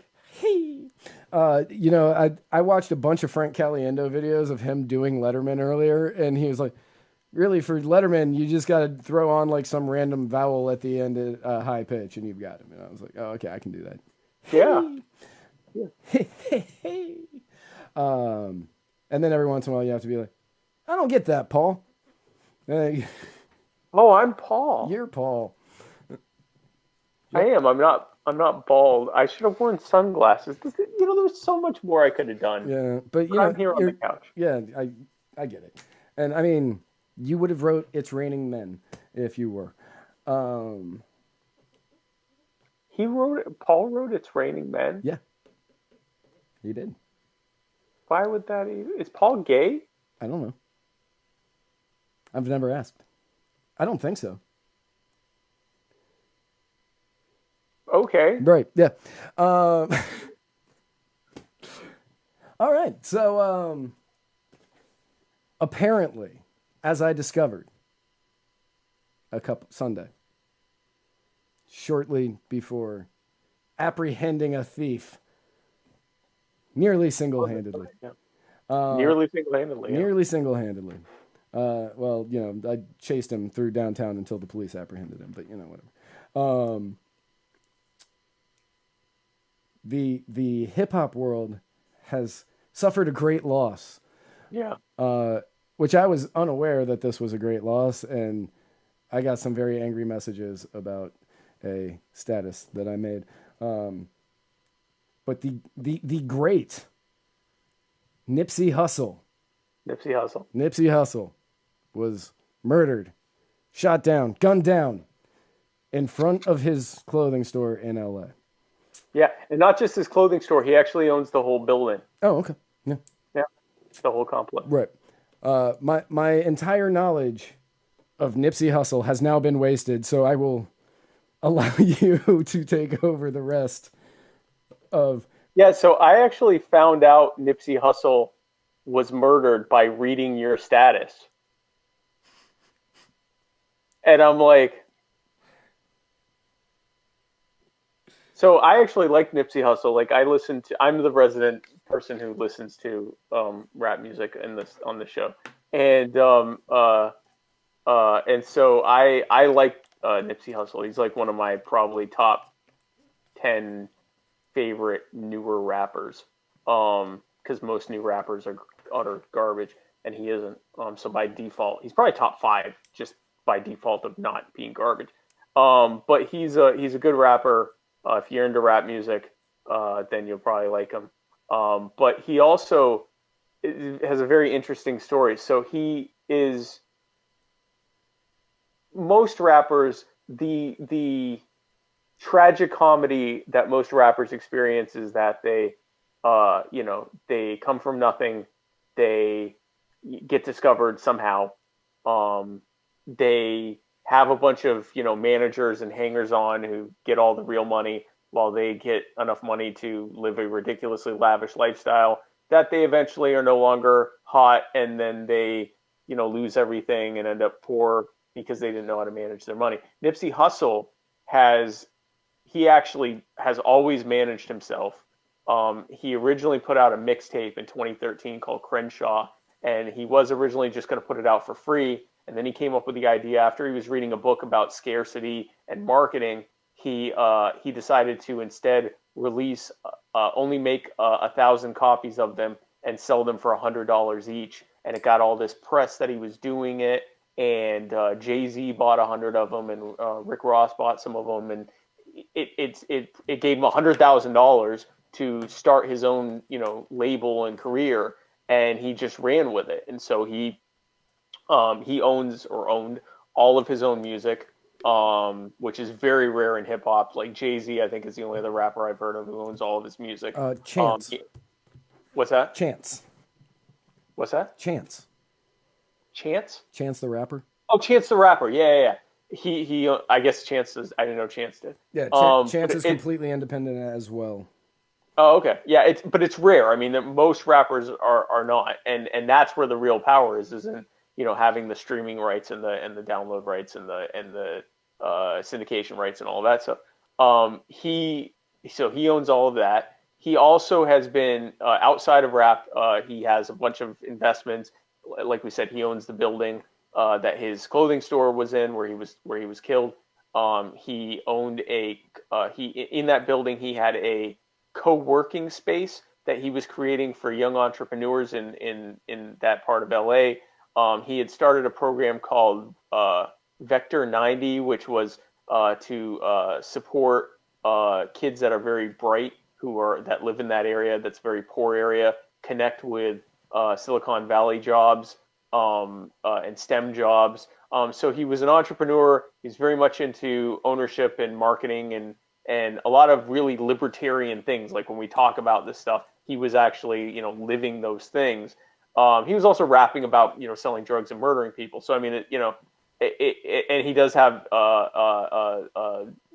gang ties or has had gang ties and things like that. So, I mean, it's not, like if I'm correct, he was a Crip, correct? Or was he a Blood? He was a Crip. I'm not sure. I'm pretty certain I read he was a Crip. It's one or the other, honestly. I mean, right. it's in LA, LA, so. Yeah, so it's one or the other. He's not a Latin king. So he, I mean, it's not out of nowhere that he was killed, but it's sad because he wasn't just a gangster rapper I mean, not that anyone should be killed, but he wasn't just doing that. He was actually trying to leverage his talent and what he was doing into something bigger. And to see that he gets killed, we don't know why yet, but killed by someone who knew him, who also was in a gang, is just really sad. And so the guy was apprehended, the person who killed him, which was not surprising. LA has CCTV everywhere. And a lot of the stores do as well, especially after the LA riots. Everyone has cameras. There's cameras everywhere. The idea that he was going to get shot outside in broad daylight and we wouldn't know pretty quickly was absurd. So his killer was. So when he was first killed, a lot of people started saying, "Oh, he was killed by the government because he was about to put out a documentary about Dr. Sebi and his ridiculous vegan diet that hasn't helped anyone." Is that what that is? Like, I saw that he was getting ready to put out a documentary on Dr. Sebi, and that it was the cure for. Which he's neither a Sebi nor a doctor. His name was Alfredo Bowman. He was not a doctor, and I don't know what a Sebi is. I guess he was a Sebi because he came up with it. And go ahead. Nick Cannon is picking up the torch and carrying on with that documentary. Oh, good. Has it cured Nick of his lupus, Nick? Anyway, so Alfredo Bowman, otherwise known as Dr. Sebi, came up. I'm going there. I have MS, so if it cures your lupus, let me know. I'll start eating strawberries too. I already eat strawberries. Alfredo Bowman was of the belief that disease was caused by mucus, and that we should avoid foods that cause mucus. He also was of the belief that black people had a independent had a genetic system that was completely different than all others, and that therefore they could not eat specific foods that I guess white people could. So like they shouldn't eat corn and all of these other things. His diet was contradictory. He said that you can't eat starch, and then he recommended a diet heavy in complex carbohydrates, which are starch. He said that you have to, this whole thing with you have to get alkaline. You don't want to eat stuff that's acidic. You want to get alkaline, even though your body tightly regulates your pH balance at 7.4. It doesn't matter what you eat. But he said you got to stay alkaline. But then he recommended a diet very heavy in citrus fruits and berries, which are incredibly acidic. And diet's garbage. People hang on to the fact that he was found not guilty in a Supreme Court of New York case. But what they don't focus on was the fact that they didn't prove that he actually helped anyone, because he was claiming that his diet cured AIDS and all of these other things. The reason that he was found not guilty was because the state never demonstrated that he had diagnosed anyone with anything, which is what was required to be guilty of operating a medical practice without a license. He never claimed to diagnose anyone. He would just say, "Hey, this cures AIDS." And people would come in and go, "I have AIDS." And he'd go, "Well, eat more berries and stop eating corn," or whatever. And you can't eat meat because meat causes AIDS. But what did happen was the state of New York did say, hey, unless you can prove that this cures AIDS, stop saying it cures AIDS. And so he just stopped saying it cures AIDS. Guess why? Because it didn't cure AIDS. And so yes. So that's Dr. Sebi in a nutshell. And he died in 2016 because apparently he had eaten some mucus. I guess. I was really hoping you were gonna say from AIDS. Like that would be poetic justice. No, we don't know why he died. I don't want people to die from AIDS, but I mean, I was just stuck some corn in the last minute. Right. It's just idiocy. And if you and God forbid you tell anyone this, they go, oh well, you know. Anyway, it is a stupid thing. It is. Hey, listen, if you want now, meanwhile, you can lose weight on his diet. Like it's not a bad diet in and of itself, but it's contradictory from his claims, and it doesn't cure disease. If you have AIDS, you should be taking antiretrovirals. If you have leukemia, you should be doing some combination of chemotherapy and radiation so that you don't die of leukemia. I have MS. I take a treatment. I also do a diet that helps with it, but it doesn't cure it. It doesn't cure it, and it doesn't claim to cure it. For anybody that didn't see the first half of this show, that diet is apparently essentially salmon, avocados, and avocado. And sometimes strawberries or blueberries if strawberries aren't available. Right. But the berries are more of just because I like them. The key parts of this life-saving diet that I will be doing a documentary on, if the white man doesn't kill me first, is the key parts are salmon and avocado. And Trump is threatening the avocado, so we'll see how that turns out. He's not building a wall around Alaska, so you're going to be fine on the salmon. I will be good on the salmon, and I'll have to find another nice fatty fruit to eat instead of avocado. But yeah, Did you say who it was that was arrested? No, not yet. That's what I was about to say. So it turns out, guys, right under our noses all this time was a murderer. The LA police. LAPD apprehended Eric Holder. There's a name you haven't heard in a few years. Eric Holder. He got the gun from Fast and Furious. Thank you.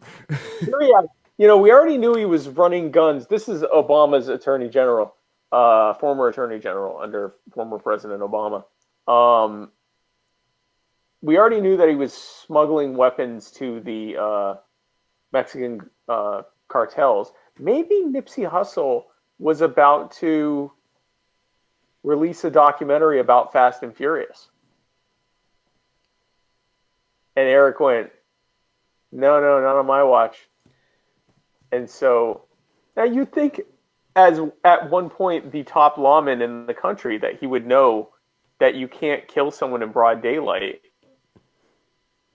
in an area with lots of security cameras everywhere. You would think, as the former top lawman in America, you would come up with a better street name than Shitty Cuz. You would think. One would think. Yeah. One would think that, but here we are. So Eric Holder will soon be, I guess, on trial. So good luck to Mr. Holder not being murdered in jail because you just killed one of the most beloved people in LA. Yeah, from what I understand, and again, you're going to know a lot more about this than I do. I just realized I have a pillow right here, just in case nap time ever hits me. This is a pillow-heavy episode. We got the Pillow Brothers, yeah. From what I understand from one of my friends who is a Nipsey Hussle fan, which, again, I had never heard of him until I read that headline and giggled profusely at the name Nipsey Hussle. Travesty that he died. But I never want anybody, I don't like it when people get murdered in the streets. Well, murdered in general. But murdered in general, right. Yeah, right. in general. But, I was like, man, why are you gonna give yourself such a silly nickname, silly stage name? Because I want to feel bad for you, but every time I read Nipsey Hussle, I giggle. And he also found out from my status that Nipsey had passed away, and I saw him shortly after that, and he was asking me, he's like, man, is that real? And I was like, man, I don't. Is what real? And he was like, the status you made. And I said, yes, that is real. And he said, man, he's one of my favorite rappers. And I said, oh, I had never heard of this man ever before in my like, and that's not really all that surprising. There's probably top 10 rappers out there that I there's a lot of rappers you've never heard of. yeah, lots of them. I got Run DMC, Eminem, Jay-Z, Yep. 50, Tupac, Biggie, and I'm really running dry. Like I'm running Luda, of course Luda, because he beat up Terrence Howard. Andre 3000 if he counts. Yeah, he counts. Okay, I'm not sure. Like Outkast, I don't know. Like I know Hey Ya, because I'm white. Yeah, I was gonna say if that would not be an example of rap. Right. That's why I was but, like, I don't know if this counts. Yeah. But so like, and he was like, yeah, he's one of my favorite. And I was like, oh man, I'm really sorry to hear that. And then all night long, he just kept looking over at me, and he would smile creepily, very Joe Biden-y, and he would go, Nipsey Hussle, and I would just bust out laughing. And he, yeah. And his real name is like Al Shaba Al Shabab or something like. His name is like. His real name is, I mean, it is a cooler name. Where is that even from? Is he like Mesopotamian or something? Like the name is like. It is Ashdegam. His last name is Ashdegam. Ashdegam, and his first name isn't any less odd. Like his whole name is Emir. It was names I had never experienced before. Yeah, no, I don't want. Ermias Ashgadam. As Ermias Ashgadon of presumably Babylonian. I don't even know what that. When I looked up like Ashgadon's surname to see its roots, it was just articles about Nipsey Hussle. So I think that name was also made up. I don't know, but so I mean he's never not had interesting names. Yeah. So personally, I would have gone with Ashgadam instead of Nipsey Hussle. Nipsey Hussle. Just me. I'm not gonna lie. The angle that you are at right now gives you a mixture of, oh God, what's that guy's name? He's the guy that was in Band of Brothers, and he's in Billions, and he was in that show Life. No idea. Not Paul Giamatti. Good. Oh, you've got a mixture like Damian Lewis and Louis C.K. had a baby. Ew. I hope Damian Lewis is an incredibly attractive man. Because, he's a good-looking dude. Okay, good, because the Louis C.K. kind of offsets that. Yeah, he's a good-looking dude. I've been told I look like Tony Stewart, the racer and murderer. And also that I look like just evidence Wall's work. Oh God, no, not the Dale Earnhardt thing. He Tony Stewart dragged a guy who was in one of those mud racers, and he dragged a guy. Oh, did he?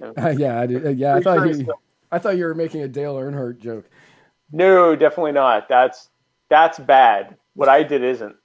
I did, and I was recently told that I look like Lance Armstrong, which I don't see. I don't see that. I don't see that. But anyway, so that's what I've been told.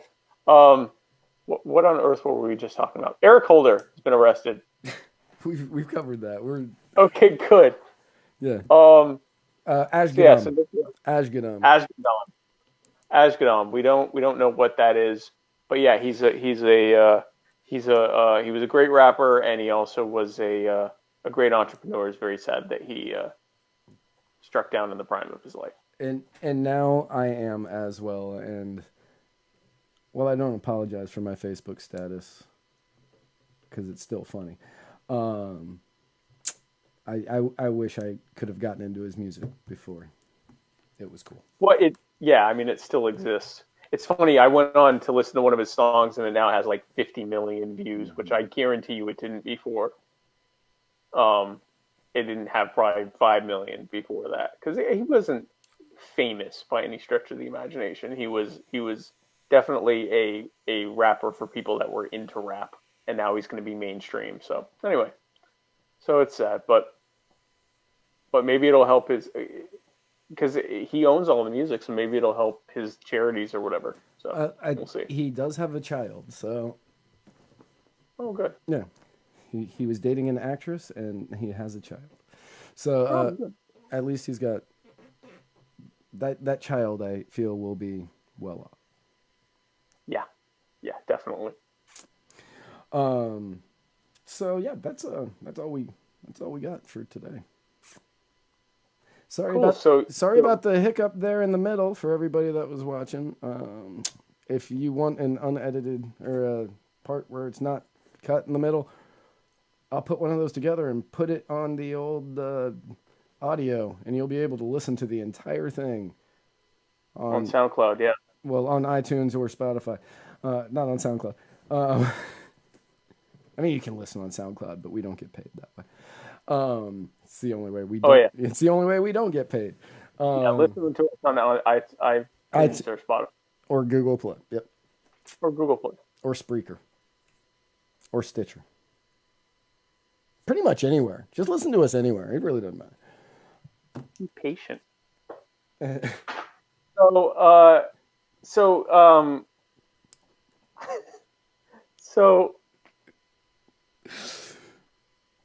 So yes, it is. Be patient.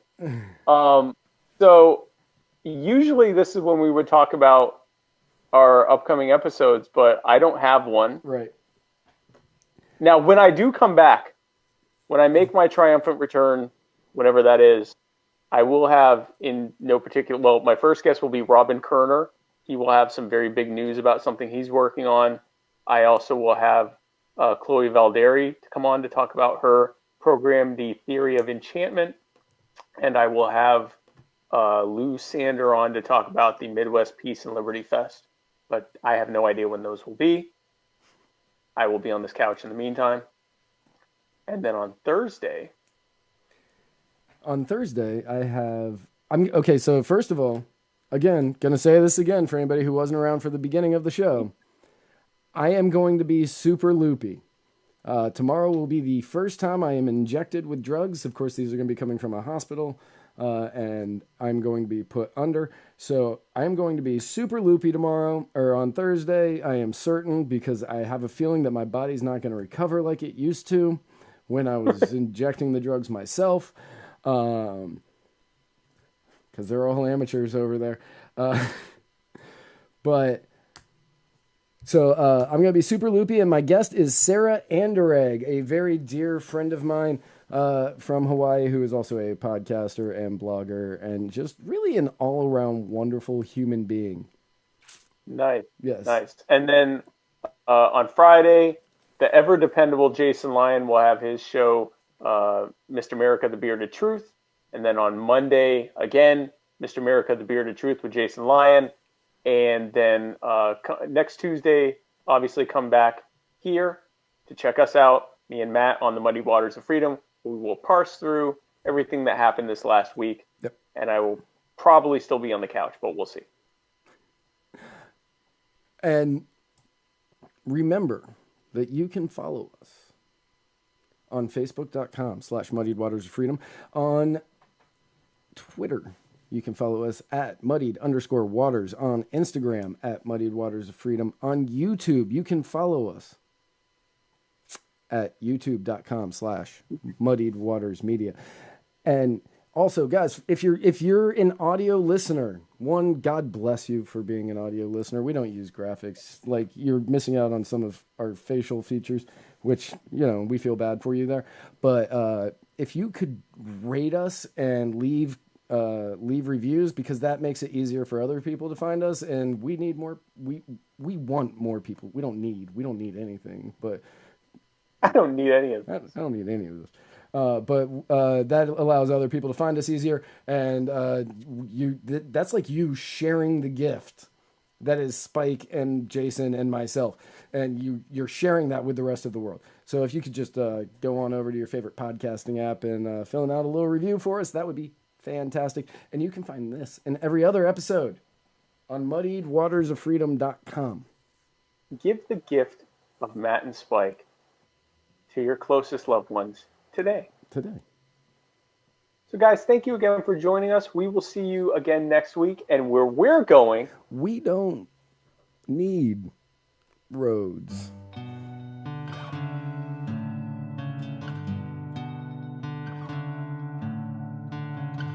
Wake up and see the light. You got a feeling that you're trying to fight. Step aside and let the world take over. You feel pain, you feel passion.